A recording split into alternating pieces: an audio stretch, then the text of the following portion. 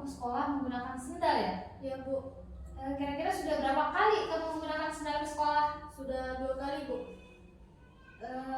Menurut kamu menggunakan sendal ke sekolah itu suatu kesalahan atau bukan? Suatu kesalahan Bu. Iya, berbuat kesalahan itu sebenarnya manusiawi ya. Setiap orang itu pasti pernah berbuat salah. Tapi yang terbaik itu adalah kita mencari solusi bagaimana untuk bisa menyelesaikan atau memperbaiki kesalahan tersebut. Setuju nggak? Setuju Bu. Iya, sebenarnya Iska, alasan kamu itu memakai sendal hari ini kenapa nak? Maaf Bu, kemarin sepatu saya kebasahan karena terkena hujan dan sampai hari ini tidak kering. Oh jadi kemarin, oh iya ya kemarin hujan, jadi sepatumu basah. Terus ceritakan dulu bagaimana, kenapa bisa itu sepatu mana kering? Begini Bu, sebenarnya saya lupa mengeringkan sepatu saya karena sibuk mengerjakan tugas dan ternyata sepatu cadangan saya juga agak basah dan bau. Oh iya, jadi kamu kerja tugas, akhirnya lupa mengeringkan sepatu dan akhirnya sekarang ke sekolah pakai sendal ya? Iya Bu. Oke, memang Iska mengerjakan tugas itu bagus ya. Tetapi apakah kamu ke sekolah sekarang menggunakan sendal nyaman tidak? Tidak Bu. Saya menyesal karena telah menunda mengeringkan sepatu. Akhirnya ke sekolah pakai sendal ya. Bagus, setidaknya kamu sudah menyadari bahwa ternyata pilihanmu tadi menunda menjemur sepatu akhirnya menyebabkan kamu hari ini memakai sendal. Oke, ya Iska ya. Nah Iska, keyakinan kelas yang mana yang sudah kamu langgar karena memakai sendal di sekolah? Disiplin Bu, karena tidak menaati peraturan sekolah dan juga tata tertib berpakaian di sekolah. Iya, jadi menurut kamu disiplin penting nggak? Penting Bu, karena dapat membuat saya menjadi lebih lurus dan bertanggung jawab dalam menyelesaikan tugas dan tanggung jawab saya. Ya, tepat sekali. Memang disiplin itu penting ya, Iska ya. Jangan disiplin, kamu bisa belajar untuk bertanggung jawab dan menaati aturan. Nah, sekarang Ibu ingin mengajak kamu mencari solusi yang terbaik untuk masalah keterlambatanmu ini ya, agar keterlambatan kamu ini tidak terulang kembali ya. Ya, Iska ya. Nah, menurut kamu apa yang bisa kamu lakukan agar nanti tidak lupa menjemur sepatu, jadi tidak lupa dalam ke sekolah? Coba ceritakan kira-kira apa? Saya akan pulang, mencuci sepatu saya Ya. dan memastikan sepatu saya kering dan juga memastikan sepatu saya memiliki.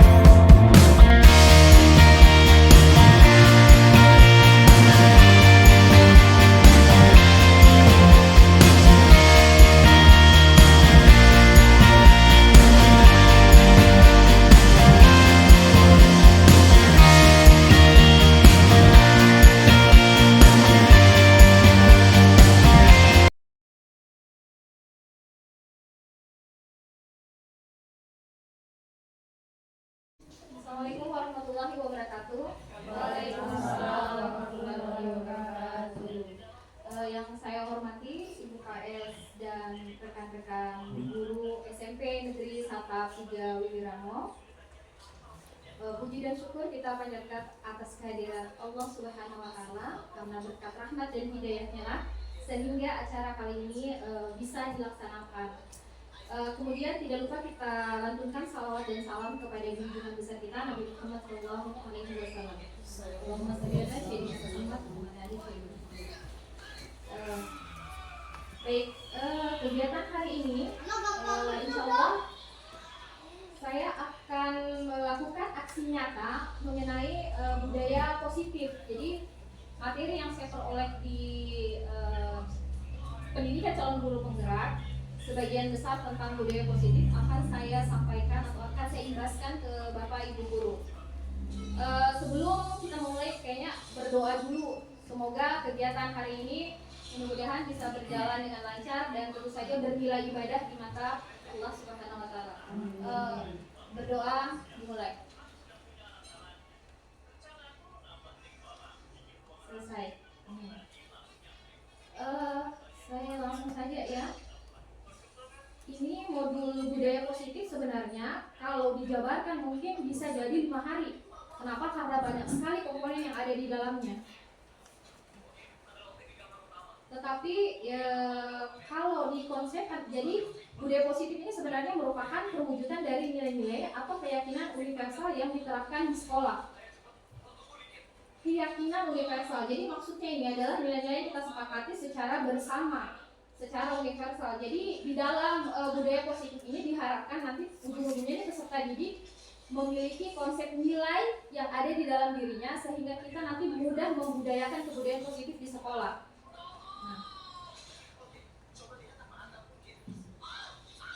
Jadi konsep yang ada di dalam konsep-konsep inti yang ada di dalam budaya positif itu termasuk disiplin positif, kemudian ada nilai-nilai kebajikan universal, ada motivasi perilaku manusia, ada posisi kontrol guru, keyakinan kelas atau keyakinan sekolah, kemudian ada penerapan segitiga restitusi.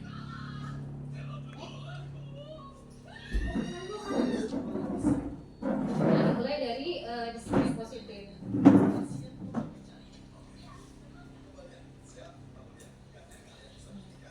Kenapa nilai-nilai kebajikan dan disiplin positif ini ditempatkan di awal? Karena budaya positif itu tidak bisa kita bentuk kalau dia tidak ada disiplin positif yang ada di dalam diri anak didik.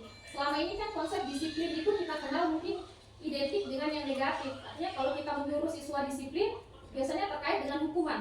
Padahal tidak. Disiplin yang dimaksud ini harus dia sifatnya positif, artinya muncul dari dalam diri anak didik tersebut, bukan karena kontrol dari guru atau bukan karena hukuman dari guru, bukan, tetapi harus ada dari dalam diri peserta didik. Kemudian nilai-nilai kebajikan yang diharapkan ada di dalam anak didik itu sebenarnya ada 6. Ada dari, kita bisa ambil dari nilai-nilai dari P5, P3 itu proses belajar Pancasila, atau bisa dari 9 pilar karakter, atau dari The 7 Essential Virtual. Tapi yang jadi rujukan itu adalah P3 dan 9 pilar karakter. Adapun kalau ada nilai-nilai yang ada di dalam lingkungan sekitar atau di dalam budaya yang ada di sekolah itu bisa dimasukkan ke dalam sini. Contohnya seperti toleransi, ada beriman, bertakwa kepada Tuhan Yang Maha Esa, ada berakhlak mulia, kemudian bernalar kritis, berpernikahan global. Jadi kalau di 9 pilar karakter ini berdasarkan kemarin waktu kita recall di 9 pilar karakter yang ada di Indonesia sudah memenuhi semua. Jadi ada cinta kepada Tuhan, kemudian ada hormat, ada santun, ada dermawan, suka menolong, dan gotong royong. Tetapi ini memang bukan akhirnya nilai yang kita mau masukkan, bisa jadi kita tambahkan, bisa jadi kita kurangi. Kita lihat saja kebutuhan dari peserta didik kita. Untuk apa dipelajari nilai-nilai kebajikan ini? Karena nilai-nilai kebajikan ini akan kita masukkan ke dalam kesepakatan kelas. Jadi dulu mungkin kita kenal peraturan kelas atau peraturan sekolah. Sekarang diarahkan supaya kita tidak membuat peraturan lagi, tapi kita kaitkan dengan kebijakan atau kita kaitkan dengan keyakinan kelas. Ini jadi ada teori motivasi, hukuman dan penghargaan dan restitusi. Kalau motivasi mungkin Bapak Ibu guru sering dengar ya, jadi motivasi itu dibagi dua. Ada motivasi secara eksternal dan ada motivasi secara internal ya. Tapi kalau restitusi ini mungkin baru ya. Restitusi, kalau hukuman, penghargaan saya pikir mungkin sering kita lakukan. Hukuman, penghargaan, tapi restitusi baru. Saya juga baru dapatkan restitusi. Seperti tadi yang saya katakan, motivasi itu dibagi dua. Jadi ada yang eksternal, ada yang ini harus internal di sini. Ya. Jadi kalau eksternal itu dia untuk menghindari ketidaknyamanan atau hukuman. Jadi anak itu melakukan apa yang kita perintahkan karena dia mau menghindari ketidaknyamanan atau hukuman. Kemudian dia juga untuk mendapatkan imbalan atau penghargaan dari orang lain. Itu kalau motivasi eksternal. Kekurangannya dia tidak bisa bertahan lama. Mungkin diulang lagi minggu depan, diulang lagi. Jadi kesannya si anak mungkin nakal. Kenapa? Karena minggu ini bisa diatur, minggu depannya tidak bisa diatur. Karena itu adalah motivasi eksternal, bukan motivasi internal. Nah, kalau motivasi internal, dia itu untuk menjadi orang yang mereka inginkan dan menghargai diri sendiri dengan nilai-nilai yang mereka percaya. Jadi dari dalam. Jadi mereka mempercayai nilai yang ada seperti mereka disiplin atau mereka tanggung jawab. Nah, nilai yang ada di dalam dirinya karena tanggung jawab, akhirnya dia melaksanakan secara berlama, tidak hanya 1-2 hari, tidak hanya 1 minggu, tapi lama karena dia internal dan itu bisa berlangsung sepanjang hayat. Bagaimana cara memunculkannya? Ini ada tekniknya supaya kita bisa memunculkan motivasi internal anak. Nah, ini perbedaannya antara hukuman, kemudian konsekuensi dengan restitusi.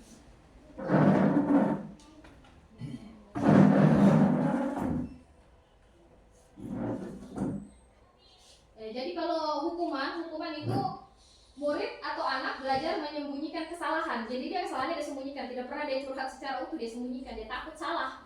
Nah, kalau konsekuensi dia murid atau anak belajar taat peraturan. Sebelum lebih jauh, hukuman dan konsekuensi ini beda jauh. Kan selama ini kita konsepnya sama di hukuman dan konsekuensi. Kalau lakukan salah pasti ada hukumannya. Padahal berbeda. Kalau hukuman itu, saya kasih contoh kalau anak-anak terlambat. Hukuman itu bagaimana? Hukuman kita suruh lari keliling lapangan atau kita suruh pungut sampah. Itu namanya hukuman. Kenapa hukuman? Tidak ada korelasi antara apa yang dilakukan dengan hukuman yang kita berikan. Dan biasanya hukuman itu kita lakukan instan, cepat sekali kayak, tahu, cucu, tapi bersihkan sampah. Mungkin karena dia terlambat 15 menit, kita suruh saya bersihkan sampah. Itu hukuman karena tidak ada kesepakatan antara siswa dengan guru. Hanya guru saja membuat keputusan. Kalau konsekuensi, kita sudah bikin kesepakatan. Oh, kalau terlambat 10 menit, nanti kamu bersihkan sampah ya. Atau kalau konsekuensi umpamanya dia tidak kerja tugas. Kalau kamu tidak kerja tugas, berarti sebentar nanti keluar main, kamu tidak keluar main. Di kantor dengan ibu guru kerja tugas, itu namanya konsekuensi, ada kesepakatan memang dengan guru. Baru ada korelasinya. Tidak langsung tiba-tiba menghukum, tidak. Dia ada korelasi antara apa yang dilakukan dengan apa yang kita sebagai balasan kenapa dilakukan itu. Kalau dia tumpah air di meja, konsekuensinya adalah dia mau membersihkan. Kalau hukuman tidak. Kenapa tumpah air di meja? Nah, pergi sana berdiri di belakang, pegang teringat. Nah, itu hukuman namanya karena tidak ada korelasinya antara apa yang dilakukan dengan apa yang kita berikan sebagai bentuk supaya dia, oh ya saya salah ya. Nah, kalau restitusi lebih bagus lagi sebenarnya restitusi. Karena restitusi ini justru murid sendiri yang belajar memecahkan masalahnya. Dia belajar sendiri untuk tahu, oh kalau saya tumpah meja tanpa disuruh dia sudah paham, oh saya harus bersihkan mejanya. Malah bila perlu ini dengan taplak-taplaknya saya pulang cuci. Dia sadar diri sendiri, bukan lagi dari guru. Bukan lagi kita yang menginstruksikan, oh ya karena kamu salah kamu bawa pulang ini, enggak. Jadi dia sudah sadar diri sendiri. Kemudian ini yang ini seperti ini ya, hukuman itu dibuat guru. Kalau konsekuensi itu dibuat oleh guru dan murid, dan kalau restitusi hanya dibuat oleh murid sendiri. Jadi murid sendiri yang cari solusinya kira-kira bagaimana. Kita hanya mengarahkan saja peserta didik.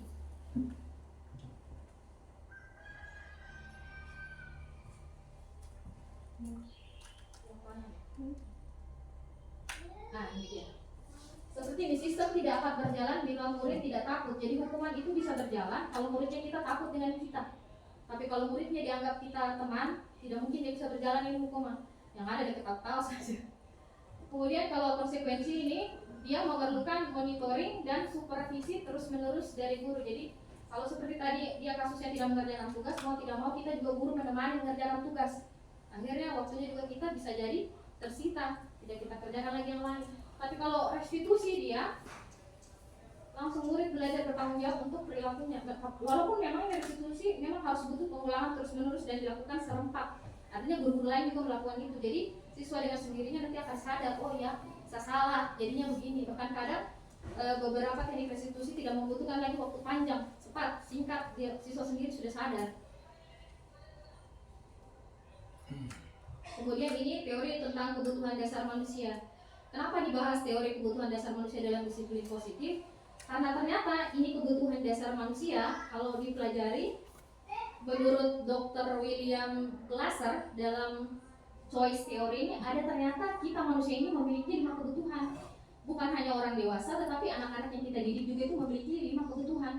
Dan kalau kelima kebutuhan ini kurang salah satunya, nah bisa jadi siswa itu yang bikin masalah di sekolah. Dia terus. Kenapa? Karena ternyata 5 kebutuhan ini tidak terpenuhi di dalam dirinya. Contohnya kalau kebutuhan bertahan hidup, survival, kebutuhannya dia untuk bertahan hidup misalnya seperti kesehatan, rumah, makanan. Dia terlambat. Kenapa terlambat? Ternyata dia mencari uang untuk keluarganya. Bisa jadi begitu karena dia memenuhi kebutuhan ini. Kemudian yang kedua, kebutuhan kasih sayang dan rasa diterima. Kebutuhan untuk memberi dan menerima kasih sayang dan kebutuhan untuk merasa diterima. Ini bisa juga terjadi pada anak didik kita. Mungkin dia merasa kayaknya saya tidak diperhatikan, jadi sengaja terlambat supaya dicari perhatian.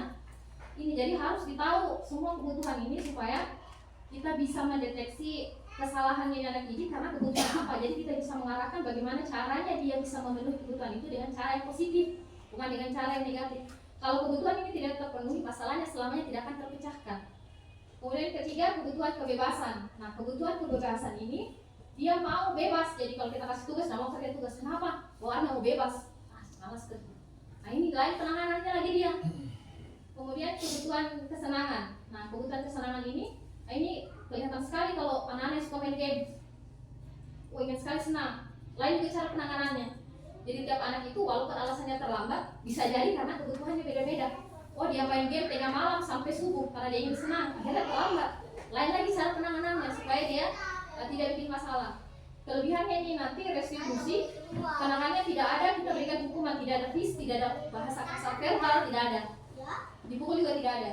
Kemudian kebutuhan kemampuan atau kemampuan. Nah, kebutuhan ini berhubungan dengan kebutuhan untuk mencapai sesuatu, menjadi kompeten, menjadi terampil, diakui atas prestasi dan keterampilan kita didengar, dan memiliki rasa harga diri. Jadi ini kebutuhan biasanya kelihatan sekali di anak-anak yang suka, Bu Guru, saya sudah selesai tugasku, kayak mau cepat sekali, kelihatan karena dia ingin sekali diakui. Nah, jadi ini bisa jadi anak didiknya kita kekurangan satu kebutuhan atau bisa jadi kompleks kebutuhannya ada 3. Intinya kalau ada siswa yang suka bermasalah, ada terus masalahnya. Cek kayaknya ada salah satu kebutuhan mungkin yang kurang.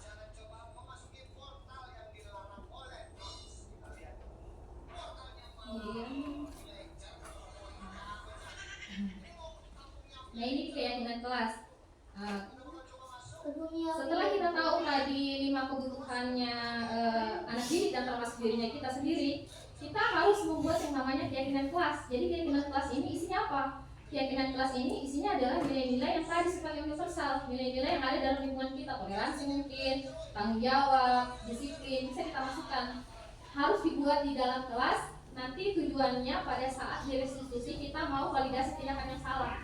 Nah, cara bikin keyakinan kelasnya ini, kalau saya kemarin sudah bikin di kelas 1. Jadi kalau dilihat di sini nih, ada dua kertas plan yang saya tempel.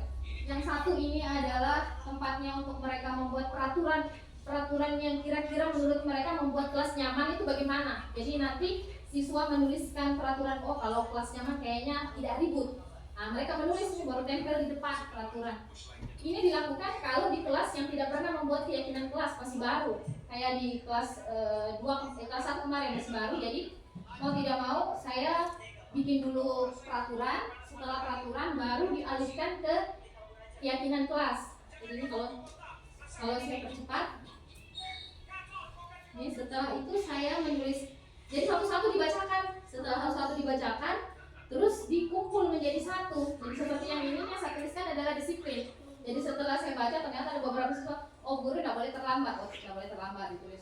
Oh bu guru harus pakai sepatu kalau masuk, ditulis ini. Oh berarti disiplinnya harus stop tugas tepat waktu, dikumpul. Kenapa dikumpul? Supaya disamakan kira-kira dari 4 atau 5 peraturan yang mereka ingin ada di dalam kelas, itu nilai apa yang ada di dalam situ. Oh nilai disiplin, atau saya ingin kelas bersih, oh berarti nilai yang ada di situ adalah nilai kebersihan. Jadi kita tidak membuat peraturan lagi, tapi kita merujuk ke nilai. Karena sebenarnya kalau di masyarakat peraturan itu kan secara tidak tertulis, jadi norma yang ada di dalam masyarakat. Jadi kalau anak-anak biasa dengan peraturan, biasanya kalau sudah tidak ada peraturan, tidak ada, nggak apa-apa gitu. Kalau ada peraturan, jadi diibaratkan ini keyakinan kelas sebagai nilai atau norma yang berlaku di dalam masyarakat. Jadi anak-anak terbiasa untuk menanamkan nilai itu. Jadi walaupun dia sudah keluar dari sekolah, tetap mereka paham bahwa oh ya saya harus tanggung jawab. Karena dari sekolah sudah 3 tahun sudah dididik nilai tanggung jawab.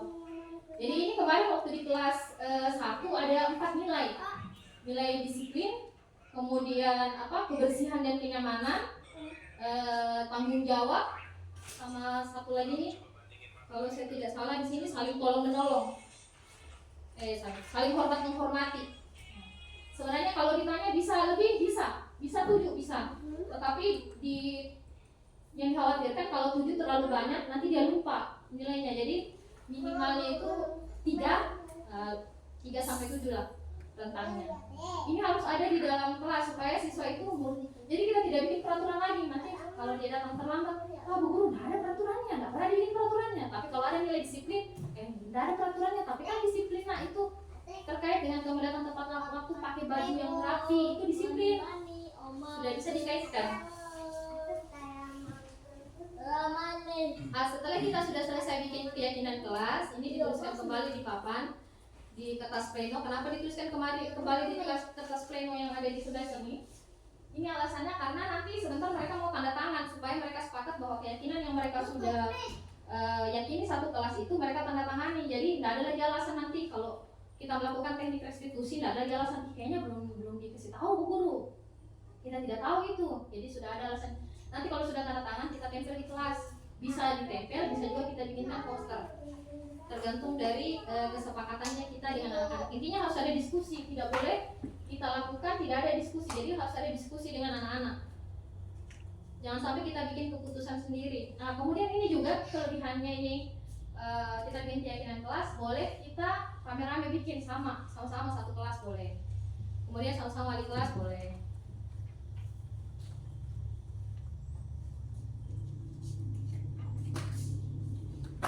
Kalau di keyakinan kelas udah, kita sekarang ya ini restitusi yang masih awam sekali.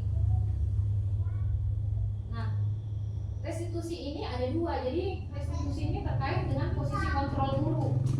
Kemudian terkait nanti dengan segitiga restitusi. Jadi satu-satu dulu. Kalau posisi kontrol guru, selama ini kita menerapkan 5 posisi kontrol. Jadi bisa jadi kita mengontrol dengan posisi sebagai penghukum, bisa jadi kita mengontrol siswa dengan posisi pemberi rasa bersalah, atau sebagai teman, atau sebagai pemantau, atau sebagai manajer.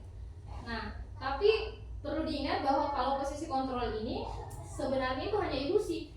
Tidak ada yang bisa mengontrol orang lain. Yang bisa mengontrol itu hanya diri sendiri.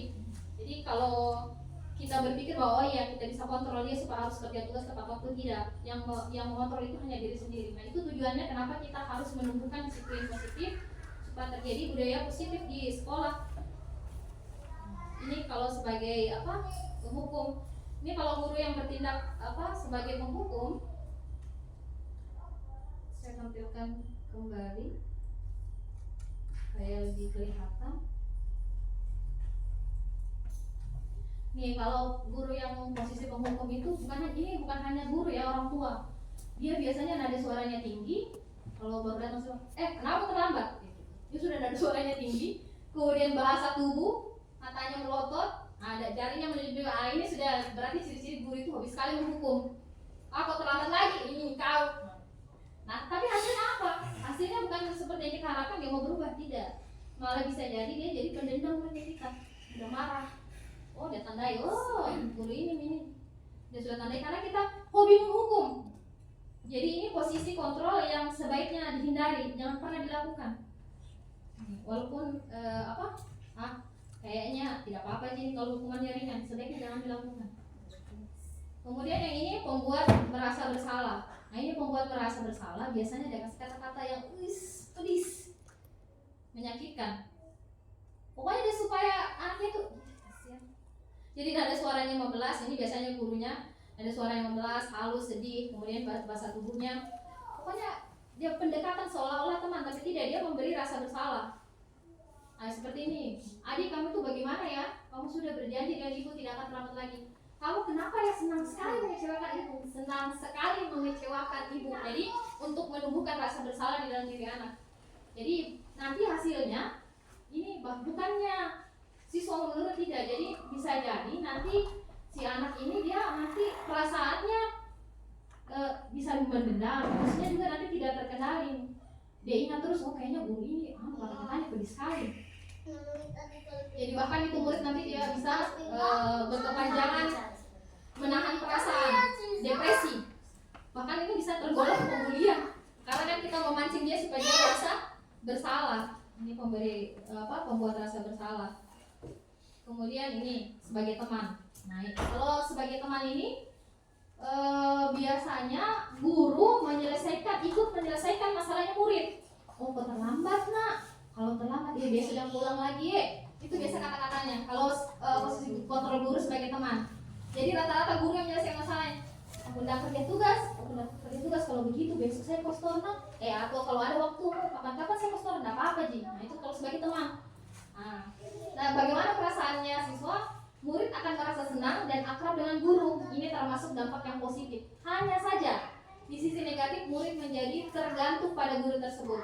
Bila ada masalah, dia merasa bisa mengandalkan guru tersebut untuk membantunya. Ini yang padahal yang kita harapkan adalah siswa itu menjadi mandiri. Kemudian posisi sebagai pemantau. Nah, ini pemantau terkait sekali dengan konsekuensi. Jadi biasanya guru yang ada di posisi pemantau ini dia sudah tahu peraturannya, kemudian sudah membahas dengan murid bahwa kalau terlambat apa yang akan terjadi.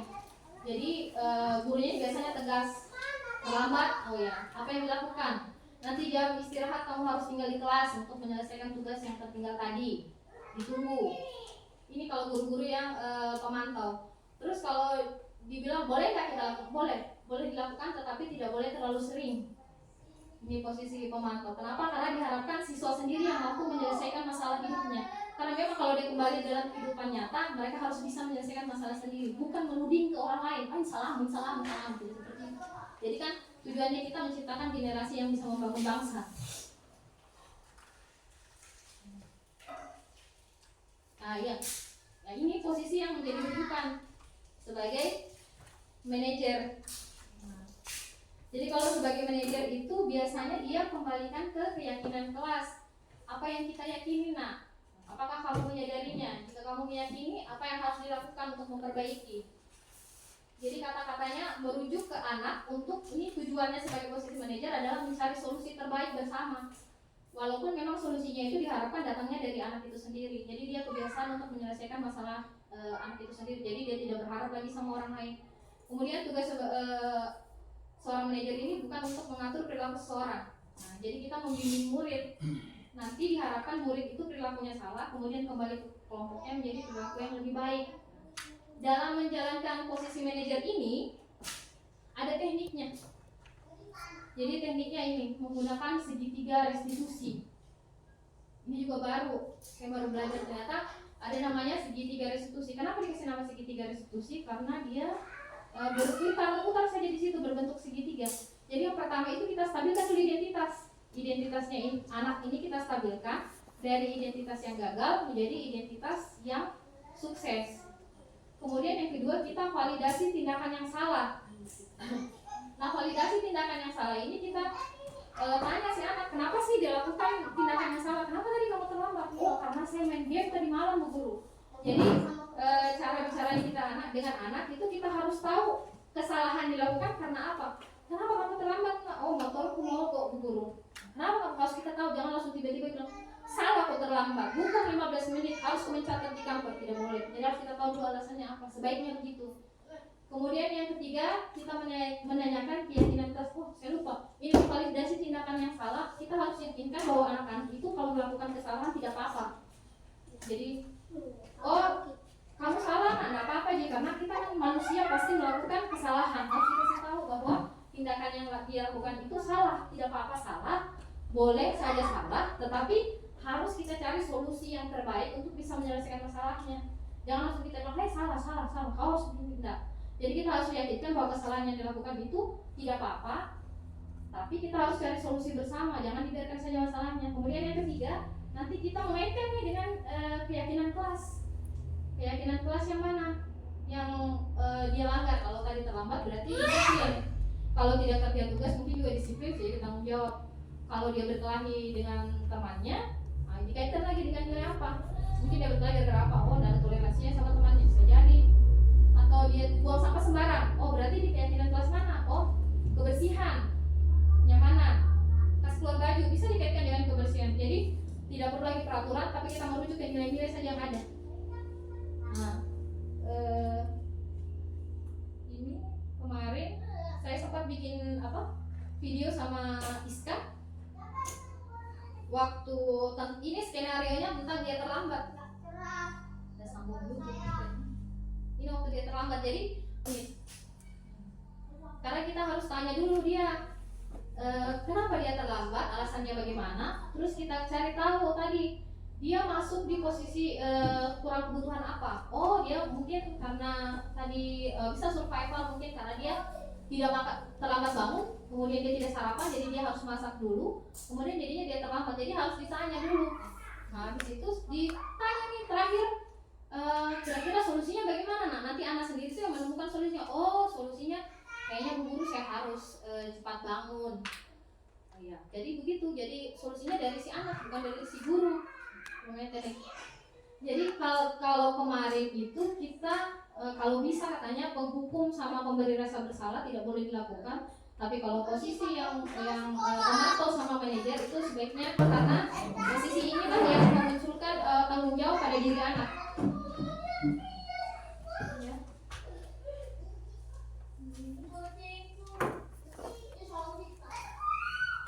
Tidak kedengaran ini? Iya, bisa Bluetooth mungkin. Supaya ada contoh resi. Kira-kira sudah berapa kali kamu menggunakan sendal sekolah?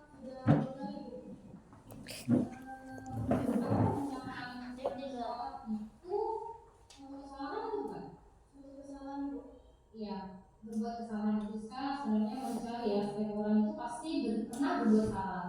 Tapi yang terbaik itu adalah kita mencari solusi bagaimana untuk bisa menyelesaikan atau memperbaiki kesalahan tersebut. Setuju nggak? Setuju.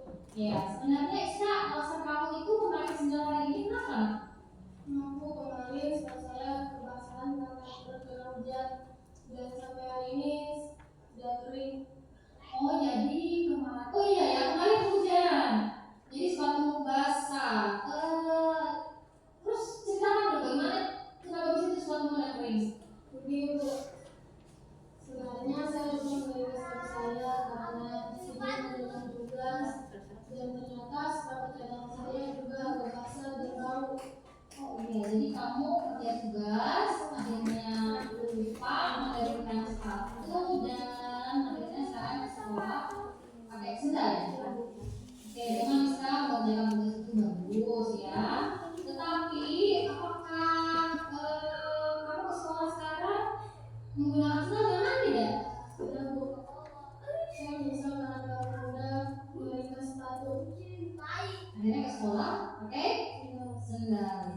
Bagus, setidaknya kamu sudah menyadari bahwa ternyata pilihan tadi sudah membeli sepatu, akhirnya menyebabkan kamu hari ini memakai sendal. Oke, jadi saya bisa lihat yang mana yang sudah kamu lakukan karena memakai sendal sekolah. Jadi menurut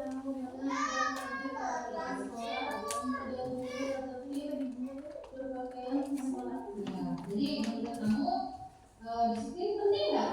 Penting Bu, kesehatan rumah saya menjadi lurus dan bertanggung jawab dalam melaksanakan tugas dan tanggung jawab saya. Ya, sekali disiplin itu penting ya. Dengan disiplin kamu bisa belajar, bertanggung jawab dan bisa berkurang. Nah, sekarang ini menjadi kamu mencari solusi. Ini ya, agar kesalahan ini tidak terulang kembali ya. Oke ya.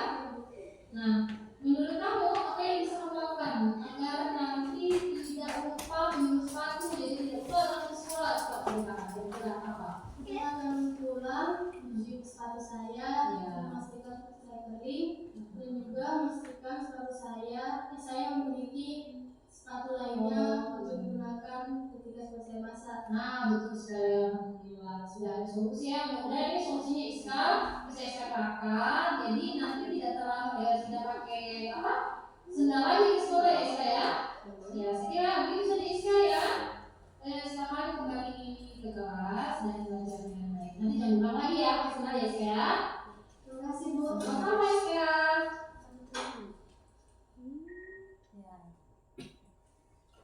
Bagaimana Bapak Ibu guru?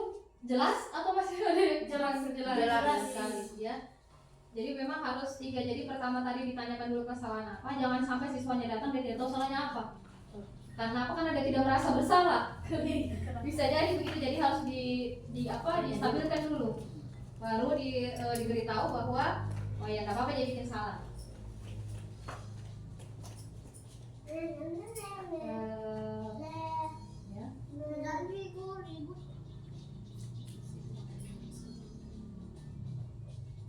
Jadi memang tujuan dari semua tadi budaya positif itu dan disiplin positif itu memang tujuannya untuk kita guru bisa menuntun peserta didik kita itu supaya mengembangkan apa yang ada di dalam dirinya ke arah yang baik. Jadi kita bisa mengembangkan murid sesuai dengan kodrat alamnya dan kodrat zamannya sehingga murid itu bisa membentuk karakter yang mulia. Kalau Ki Hajar Dewantara dikatakan.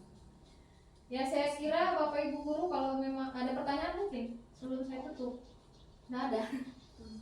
Ada? Tidak ada. Jadi sekian, terima kasih. Saya ucapkan terima kasih sekali karena sudah mau meluangkan waktu. Alhamdulillah hari ini juga terlaksana kegiatannya dengan baik. Saya tutup. Akhir kata, wabillahi taufiq wal hidayah. Assalamualaikum warahmatullahi wabarakatuh. Waalaikumsalam warahmatullahi wabarakatuh. Okay, Iska, thank you very much.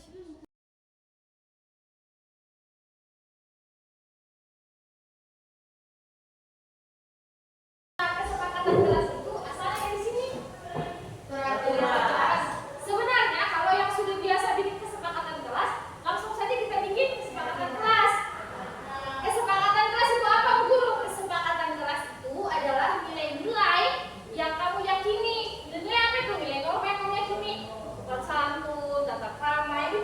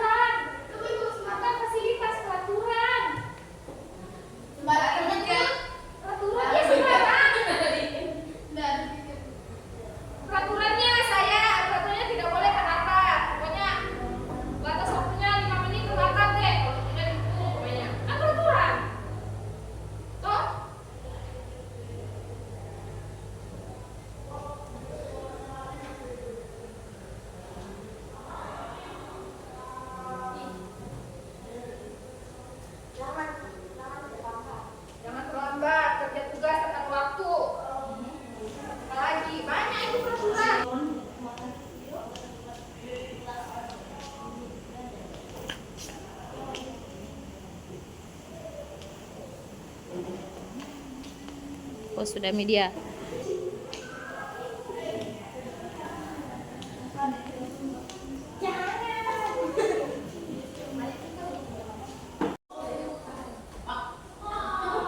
Sudah?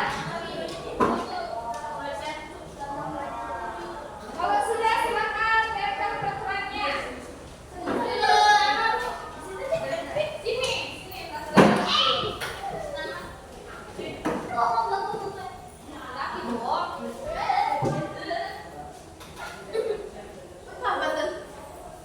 Adik-adik di kelas. Dia lagi kamu. Mama belakang.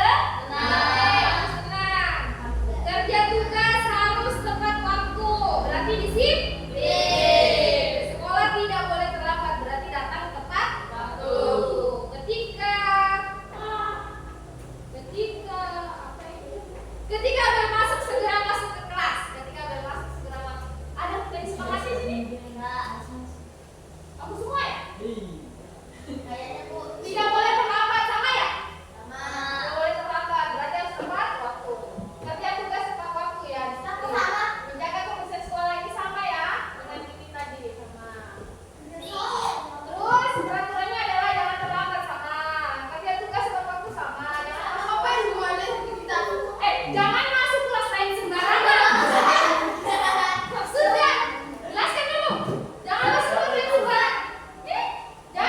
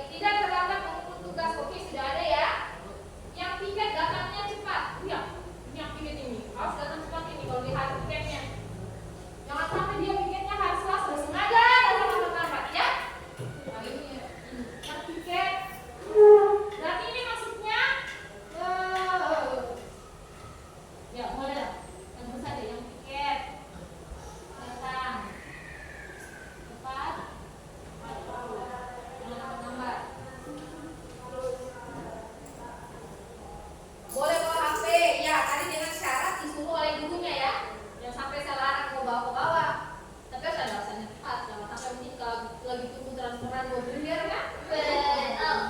Lepas sepatu atau sandal dalam kelas. Oke, jangan ribut kelas, jangan ribut. Kelas bersih.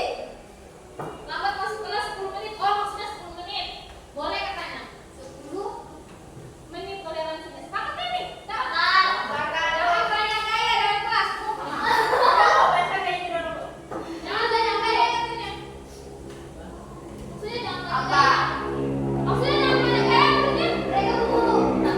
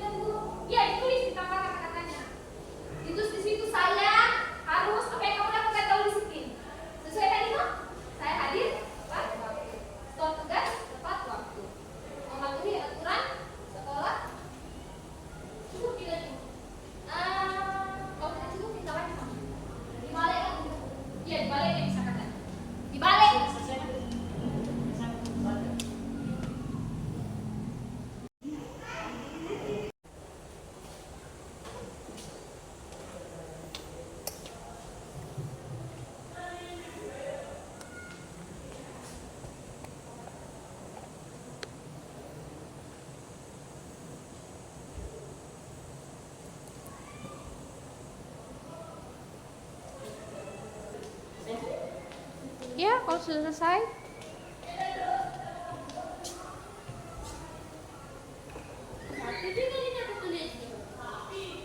Kalau sudah selesai, di sini. Tinggal ada tangan Bu. Iya. Nanti Ibu mau print out ini baru Ibu kasihkan kamu. Tanda tangan. Tapi tanda tangannya di sini Bu. Bawa sini. Udah bawa sini. Ya. Sepakat putus sudah sepakat. Bu, sudah.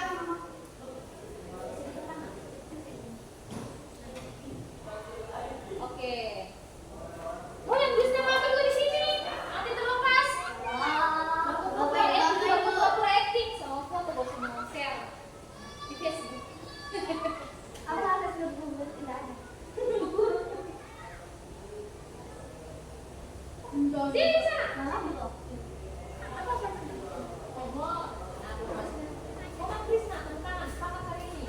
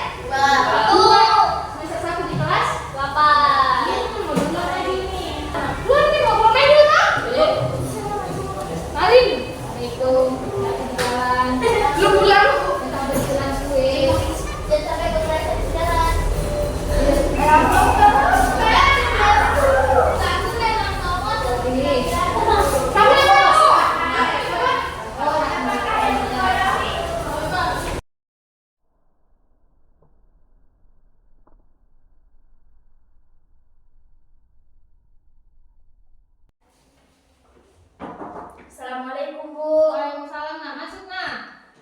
Dulu. Silakan dulu. Ana, hari ini Bu Guru dengar kamu terlambat ke sekolah ya? Ya Bu, tadi saya bangun kesiangan. Bangun kesiangan. Coba ceritakan apa sih sebenarnya yang membuat kamu bisa sampai bangun siang, Nah? Saya biasanya bangun pagi Bu, tapi tadi malam teman saya mengajak saya bermain game online sampai larut malam. Game online. Nah, apa sih yang membuat kamu senang sekali main game online, Nah? Saya suka bermain game online karena seru dan bisa menghilangkan stres. Saya juga senang karena bisa bermain bersama teman-teman saya. Ya, memang betul memang bermain game online itu menyenangkan sekali. Bu Guru juga sering bermain game online, ya anak-anak Ibu juga sering.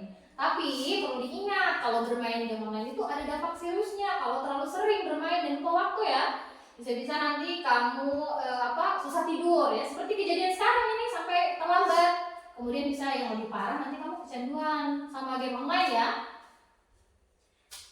Iya Bu, saya tidak ingin terlambat lagi apalagi kecanduan game online. Saya ingin fokus belajar dan meraih prestasi di sekolah Bu. Ya bagus, kamu sudah menyadarinya bahwa ternyata kalau kita bermain game online itu sampai malam bisa-bisa membuat kita terlambat bangun ya. Ya Bu. Kemudian yang parahnya lagi bisa-bisa kamu nanti kecanduan sama permainan game tersebut. Ya Ana ya? Ya Bu.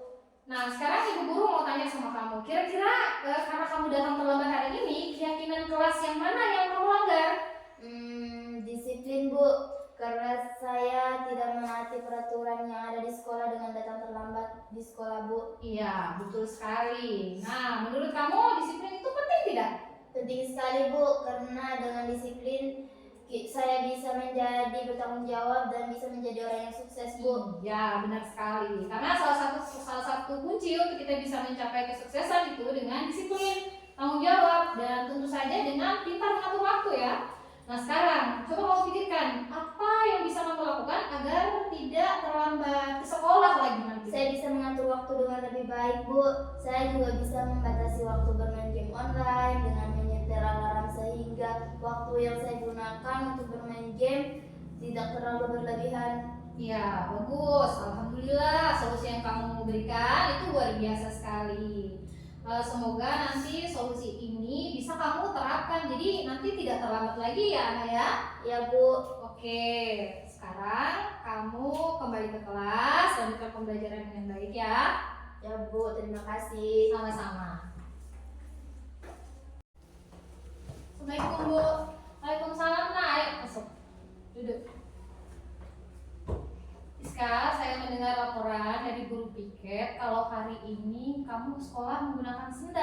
Iya Bu, Kira-kira sudah berapa kali kamu menggunakan sendal ke sekolah?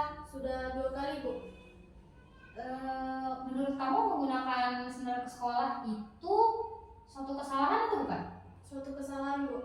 Iya, berbuat kesalahan itu sebenarnya manusiawi ya. Setiap orang itu pasti pernah berbuat salah.